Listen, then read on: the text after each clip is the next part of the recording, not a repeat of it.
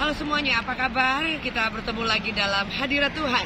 Hari ini saya sedang berada di Beverly Hills. Kalau Anda melihat di sign yang di belakang saya ada tulisan Beverly Hills, dan di samping ini saya ada pohon Natal yang cantik sekali.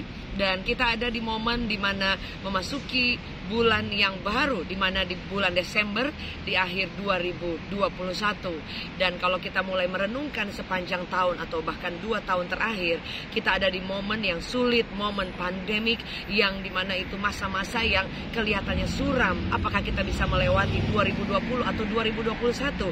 Tapi finally, akhirnya kita bisa melewati 2021 dan kita ada di penghujung tahun ini, dimana dengan satu kata yang kita boleh katakan bahwa sampai hari ini Tuhan menyertai kita.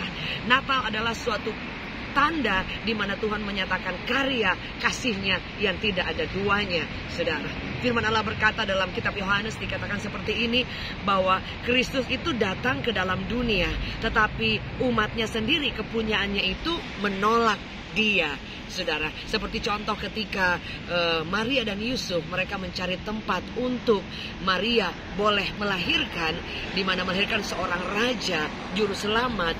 Tapi kemudian ketika dia mencari tempat untuk penginapan, mencari tempat untuk mereka berteduh dan untuk melahirkan, semua Alkitab mencatat tidak ada tempat.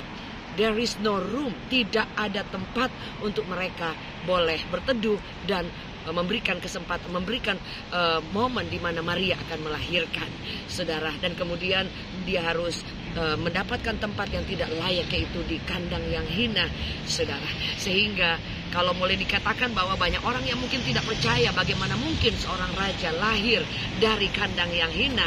Karena pada umumnya raja atau orang hebat itu dilahirkan dari istana, dari tempat-tempat yang mewah. Tapi seorang raja di atas segala raja yang dikirimkan, dikatakan oleh surga, "For God so loved the world that He gave His only and beloved Son, whoever believes in Him shall not be perished but have eternal life." Dikatakan bahwa dia harus lahir di kandang yang hina. Kenapa?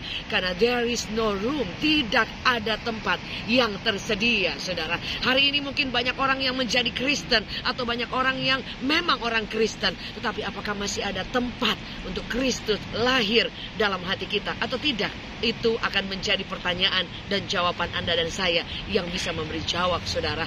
Karena bukan berarti kita Kristen kemudian Kristus mendapat tempat dalam hidup kita. Bukan berarti saya memiliki rumah yang memiliki garasi otomatis saya memiliki mobil. Bukan karena saya memiliki mobil kemudian saya bisa mengendarai mobil itu. Sama, bukan karena Anda Kristen sehingga Kristus mendapat tempat dalam hidup kita.